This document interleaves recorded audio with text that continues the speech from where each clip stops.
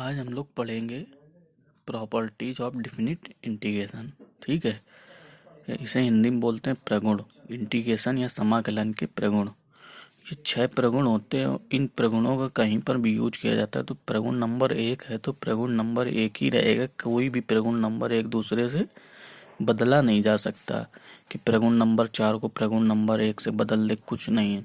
अगर आप क्वेश्चन करेंगे वहाँ पर प्रगुण नंबर 1 लगाना है तो यही डिट्टो यही प्रगुण होगा। वहाँ पर 2 लगाना है तो जैसा ये है वैसा ही होगा। वहाँ पर ये नहीं कि प्रगुण नंबर 2 लिख दिया है क्वेश्चन में लेकिन लगा रहे हैं ये वाला फार्मूला, ऐसा नहीं करना है। ठीक है, तो कुछ प्रगुण है, देखो बता रहे हैं।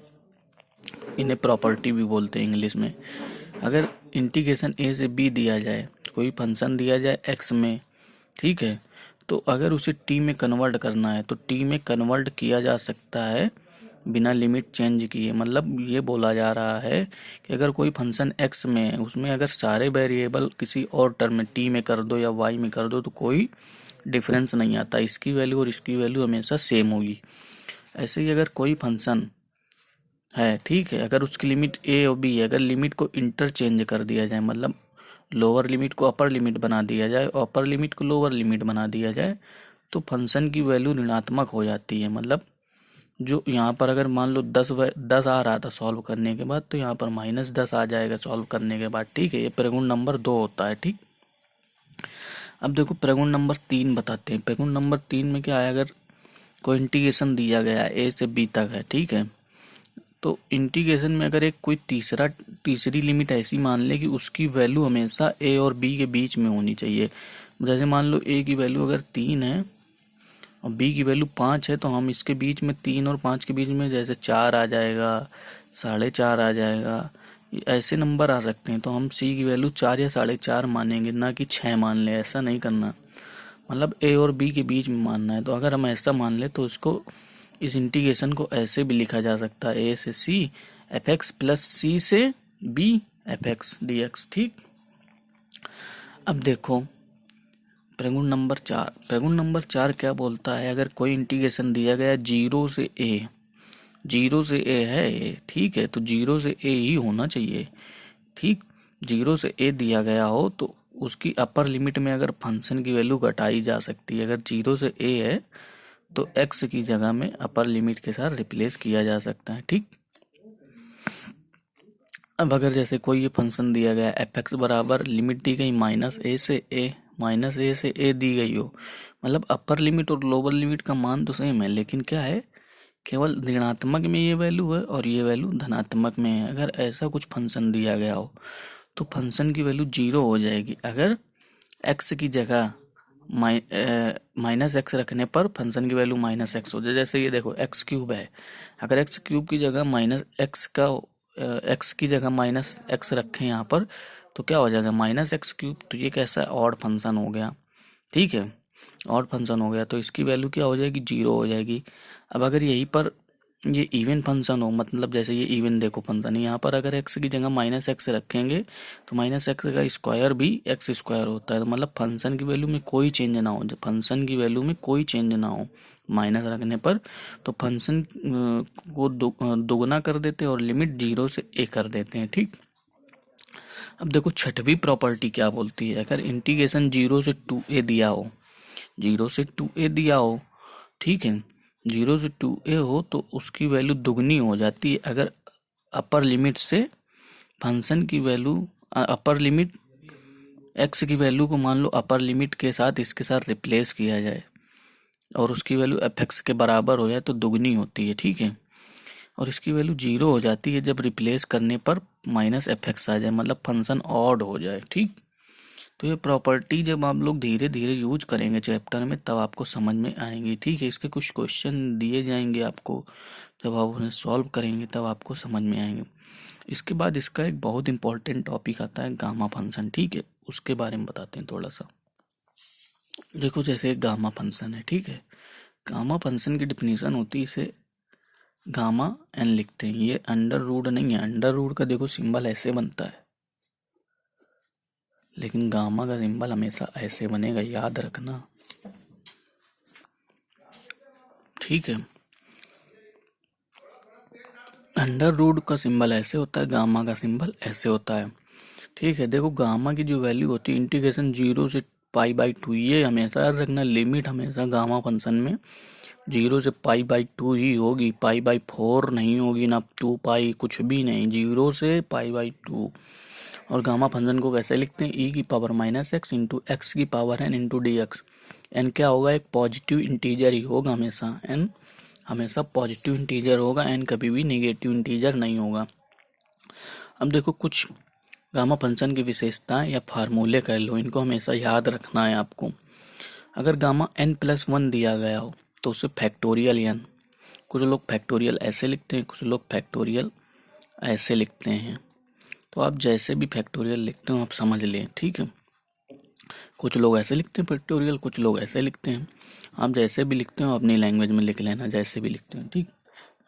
अब जैसे गामा फंक्शन n+1 है तो इसे n गामा n भी लिख सकते हैं या फैक्टोरियल n लिख दो। गामा 1 की वैल्यू हमेशा 1 होती है, गामा 1/2 की वैल्यू हमेशा √π होती है, और गामा 0 की वैल्यू इन्फिनाइट होती है, ठीक है। अब देखो जैसे हम कुछ क्वेश्चन करते हैं, हमें जैसे दिया गया है गामा 5 का मान बताओ, ठीक है। गामा 5 का मान ज्ञात करना है तो गामा 5 बराबर क्या लिखेंगे, गामा के अंदर इसे अगर 4+1 लिख दें, 4+1 लिख दें तो अब देखो ये फार्मूला ये बन गया, तो इसे क्या सीधा फैक्टोरियल n लिख देते थे, तो यहाँ पर क्या हो जाएगा फैक्टोरियल 4, और फैक्टोरियल 4 की वैल्यू क्या होती है 24 हो गई। इसे हमने अभी फैक्टोरियल से बताया, अगर इसे फैक्टोरियल से ना करके इससे करके देखे, चलो इससे भी करके दिखाते हैं अभी तुमको। क्या किया, गामा 5 को क्या लिख दिया, गामा 4+1, गामा 4 1, अब देखो ये n है, ये 1 हो गया, तो क्या लिख देते थे n गामा n, तो 4 गामा 4। अब 4 को फिर तोड़ दिया 3+1 में, 3+1 में तोड़ दिया तो 3 बाहर आ जाएगा, अंदर क्या बचेगा 3। फिर 3 को तोड़ दिया 2+1 में, अब क्या होगा 2 बाहर आ जाएगा, अंदर क्या बचेगा 2। 2 को क्या जो किस में तोड़ दिया 1+1 में, 1 बाहर आ जाएगा, ठीक है, 1 बचेगा, और गामा 1 की वैल्यू कितनी होती है 1 होती है, तो 1 हो जाएगा, तो कितना आंसर आया 24। देखो आंसर दोनों से सेम आया है। हम अपनी सुविधा के अनुसार ही यूज करेंगे, कहीं कहीं पर ये यूज होगा, कहीं कहीं पर ये यूज होगा, अपनी सुविधा के अनुसार यूज करना है, ठीक। अब जैसे देखो गामा 5/2 का मान ज्ञात करो, गामा 5/2 था, गामा 5/2 को क्या लिख सकते हैं 3/2+1, ठीक है। तो 3/2 क्या है n है, n+1 लिखा है, 3/2 को बाहर ले आओ, क्या हो गया 3/2 बचा, 3/2 को क्या लिख सकते हैं 1/2+1, 1/2 n है, 1/2 को बाहर ले आओ, अब क्या बचेगा 1/2 बचेगा, वो गामा 1/2 की वैल्यू कितनी होती है √π लिख देंगे, तो क्या होगा 5/2 की वैल्यू कितनी है, इतनी आ जाएगी।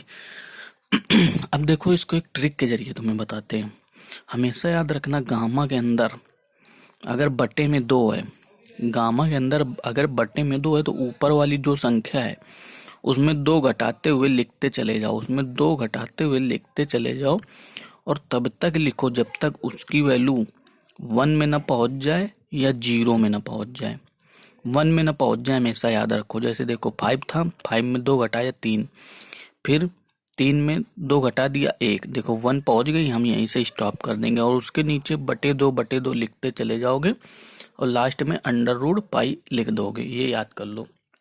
अब देखो जैसे गामा 7/2 है, तो हम इसको अब इस प्रोसेस से ना करके सीधा लिखेंगे, 7 में 2 गया 5, 7 में 2 गया 5, 5/2 लिख दिया, 5 में 2 गया 3, 3/2 लिख दिया, 3 में 2 गया 1, 1/2 लिख दिया। अब इसके आगे नहीं बढ़ेंगे क्योंकि 1 आ गया, हमने क्या बोला था 1 और 0 अगर पहुंचने की कोशिश करे तो 0 वाला टर्म छोड़ ही देते हैं, हमेशा इतना याद रखो 1 पहुंचेगा, 1 जहाँ पहुंच जाए बस उसके बाद छोड़ देना, 1 जहाँ पहुंच जाए, और नीचे अगर बटे में 2 है, 1 जहाँ पहुंच जाए तो उसके बाद हमें क्या करना है छोड़ देना है 1/2 और √π लगा देना। कुछ और करवाते हैं इसके क्वेश्चन तो और समझ में आएगा, फिर भी अगर कोई कंफ्यूजन हो तो पूछ लेना आप लोग। अब देखो जैसे दिया गया है गामा m+1/2 का मान ज्ञात करो, कब ज्ञात करना है यदि m की वैल्यू 5 हो, अर्थात m का मान एक विषम संख्या हो। तो हमने क्या किया m की वैल्यू 5 रख दी, 5+1/2, ठीक है। 5+1/2 को क्या लिख सकते हैं 5 1 6, 6 में 2 का भाग गया 3, 3 गामा 3 की वैल्यू क्या सीधा फैक्टोरियल 2 लिख देंगे, फैक्टोरियल 2 की वैल्यू 2 होती है, आंसर हो गया। अब बोल दिया जाए यदि m का मान 6 हो अर्थात सम हो, m का मान सम संख्या हो। देखो एक चीज याद रखना, जब ऐसा फॉर्म लिखा हो m+1/2 और m की वैल्यू अगर विषम होती है तो कभी भी अंडर रूट वाला टर्म नहीं आया है, ठीक, ये हमें अपने दिमाग में रखना। अब देखो m+1/2 है, m की वैल्यू कितनी है 6, मतलब m का मान एक सम संख्या इवन नंबर है 6 रख दिया 7/2। अब 7/2 को कैसे सॉल्व करेंगे, अब फार्मूला तो खोलोगे नहीं, उस पर बहुत प्रोसेस हो जाएगा। तो 7 में 2 गया 5, 5 में 2 गया 3, 3 में 2 गया 1, हमने कहा था 1 आ जाए बस वहीं से स्टॉप कर देना, और बट्टे में 2 सबके लिखते जाना है और क्या कर देना, अंडर रूट पाई कर देना है, ठीक है। तो यहाँ पर देखो जब ये फॉर्म था, जब m की वैल्यू विषम थी इस फॉर्म में, तब अंडर रूट पाई नहीं आया था। लेकिन जैसे ही m की वैल्यू सम हो गई इस फॉर्म में, m की वैल्यू सम हो गई तो अंडर रूट फॉर्म हो गया, ठीक है। इस पॉइंट को याद रखे रहना, ठीक। अब देखो जैसे दिया गया गामा m+n+2/2, यहाँ पर दिया गया m बराबर 4 n बराबर 6, मतलब दोनों सम दिए गए हों। जब m और n दोनों सम दिए गए हैं तो दोनों सम रख के देखते हैं। सम रखोगे गामा 6 की वैल्यू फैक्टोरियल 5 की वैल्यू 120, ठीक है, कुछ वैल्यू आई। मतलब इस फॉर्म में ये याद रखना कि अगर दोनों की वैल्यू सम है m+n की, तो रूट का कोई टर्म नहीं आया कि रूट पाई आए, रूट पाई कभी नहीं आएगा। लेकिन अगर इनमें से कोई एक विषम हो जाए तो क्या हो जाएगा, कोई एक विषम होते ही रूट का टर्म आ जाएगा, आ गया। और अगर दोनों विषम हो जाएंगे तो भी रूट का टर्म हट जाएगा, ठीक। अब देखो जैसे हमें ये दिया गया था, ये एक फंक्शन दिया गया है 1/2, पूरा ब्रैकेट के अंदर ये है gamma m+1/2, gamma n+1/2, gamma m+n/2। अब यहाँ पर अगर क्वेश्चन में दे दिया जाए कि m की वैल्यू भी सम है, और n की वैल्यू भी सम है, मतलब m और n दोनों क्या है, इवन नंबर हैं। इसमें बोल दिया जाए m और n दोनों इवन नंबर है। हमें आगे की वैल्यू से कोई मतलब नहीं कि कितनी वैल्यू है, हमें बस ये देखना है कि रूट की वैल्यू इसमें आएगी कि नहीं आएगी। तो जब m की वैल्यू सम होती तो क्या होता था, रूट आता था। देखो m की वैल्यू सम होती तो रूट आता था, रूट पाई लिख लेंगे, ये रूट पाई हो गया। यहाँ पर भी यही फॉर्म है, बस m की जगह n हो गया है, यही फॉर्म तो है, m की जगह n हो गया है। तो यहाँ पर m की वैल्यू सम है तो यहाँ भी रूट आ जाएगा, तो root pi into root pi हो गया, मान के चलो, ठीक। और ये बोला था कि जब दोनों सम होते हैं, जब ऐसा फॉर्म हो तो कोई रूट की वैल्यू नहीं आएगी, तो अपान में 1 हो गया। तो इसे अगर देखा जाए तो ऐसे लिख सकते पाई बाई ये 2 इसका ब्रैकेट वाला है बाहर का, तो 1/2 और ब्रैकेट में पाई, ऐसा हो जाएगा, सीधा लिख सकते हैं पाई/2। तो यहाँ पर क्या निष्कर्ष निकाला तुमने कि इस फॉर्म में अगर दोनों m और n दोनों सम हैं, दोनों इवन नंबर हैं, तो पाई/2 का टर्म तो आना ही आना है, ठीक है, पाई/2 का टर्म आएगा। अब मान के चलो कम से कम एक विषम हो,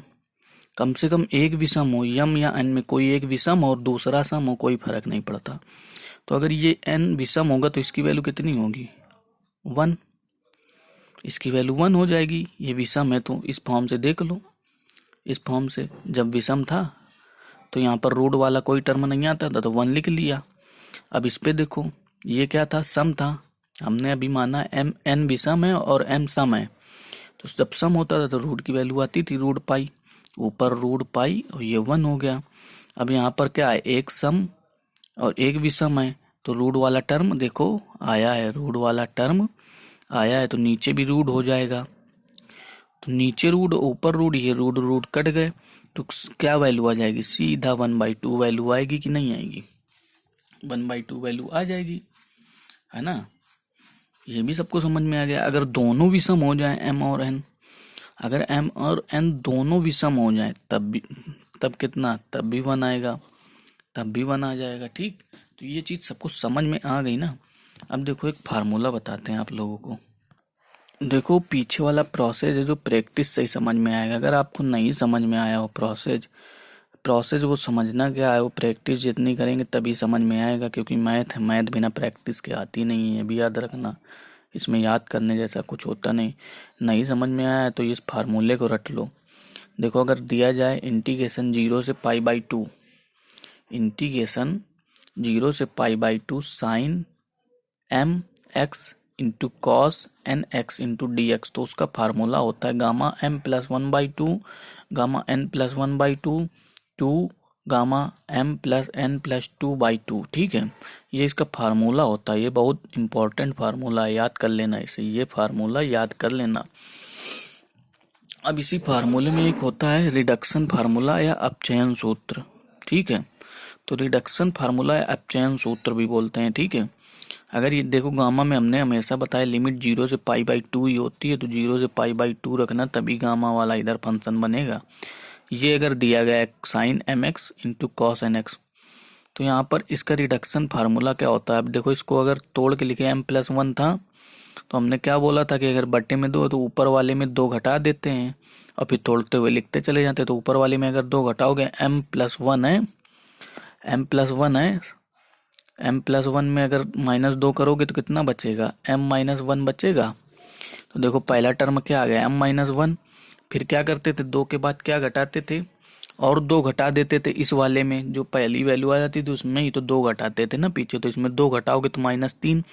ऐसे ही ये होता चला जाएगा जब तक कि वैल्यू 1 ना पहुंच जाए, 1 ना पहुंच जाए या 0 ना पहुंच जाए। 0 वैल्यू पहुंचानी ही नहीं है, अगर 0 पहुंचती है क्वेश्चन में तो 0 आपको नहीं पहुंचाना है। ठीक है, 1 तक की लिमिट रखनी है, 0 नहीं पहुंचाना है। या माइनस में भी नहीं पहुंचाना है। ठीक, अब ऐसे ही ये इस वाले फार्मूले को खोलोगे आप लोग, इस वाले फार्मूले को खोलोगे तो यही बन जाएगा। अब देखो यहाँ पर k की वैल्यू क्या है, हमने k मान लिया है, k की वैल्यू अभी बताएंगे। और नीचे वाले फार्मूले को खोलोगे तो यहाँ भी ये सीरीज बनती चली जाएगी। अब देखो यहाँ पर कंडीशन दी गई है, k की वैल्यू π/2 होगी यदि दोनों m तथा n सम होंगे। ये क्यों होगी, अभी पीछे बिल्कुल जस्ट बताया है, पीछे यही चीज ली थी ना, पीछे यही चीज लेकर इसीलिए वहां पर सम और विषम लेके इसीलिए समझाया था कि k की वैल्यू π/2 होगी। और आपको नहीं वो तो समझ में आ जाएगा, फिलहाल समझने की कोशिश करेंगे। और नहीं तो इतना याद कर लो कि जब जब सम होते हैं दोनों, तो यहाँ पर ये फार्मूला तो कॉमन है, ये फार्मूला इतना कॉमन है, बस k की वैल्यू ही डिफर होती रहती है। तो जब m और n दोनों सम होंगे तो k की वैल्यू हमेशा 5/2 लिख दिया करेंगे। और यदि कोई एक विषम हो जाए, कोई एक विषम हो जाए या दोनों विषम हो जाए, तो k की वैल्यू क्या होती, 1 हो जाती। ठीक, अब ऐसे ही अगर मान लो यहाँ पर n की वैल्यू 0 हो जाती, n की वैल्यू 0 हो जाती, तो ये पूरा मान लो ये टर्म ही चला जाए, ये पूरा टर्म चला जाए, केवल इतना टर्म बचे साइन एम एक्स। तो n वाले जितने टर्म हैं, n वाले टर्म हर जगह से हटा दो, n की वैल्यू 0 रख दो इस पूरी इक्वेशन में। तो m वाली इक्वेशन देखो, n इसमें n की वैल्यू 0 रख दी तो m वाली बची केवल, इसमें भी m वाला ही टर्म बचा नीचे केवल। ठीक है, n की वैल्यू 0 पुट कर दी तो m हो गया m-2 m-4। ऊपर भी, ऊपर तो ये m वाला था, यहाँ पर n की वैल्यू सारी 0 हो गई तो वो भी 0 हो गया। ठीक है, वो भी 0 हो गया। और k की वैल्यू ऐसी है, यदि n, अब देखो यहाँ पर केवल एक है ना, ये केवल m है, तो यदि m की वैल्यू सम है, m की वैल्यू सम है तो π/2 होगा। अब एक है तो एक ही में रहेंगे, अगर 2 होते तो m और n दोनों सम होता था तब π/2 होता था। अब अगर m की वैल्यू विषम है, m की वैल्यू विषम है तो क्या हो जाएगा, k की वैल्यू 1 हो जाएगी।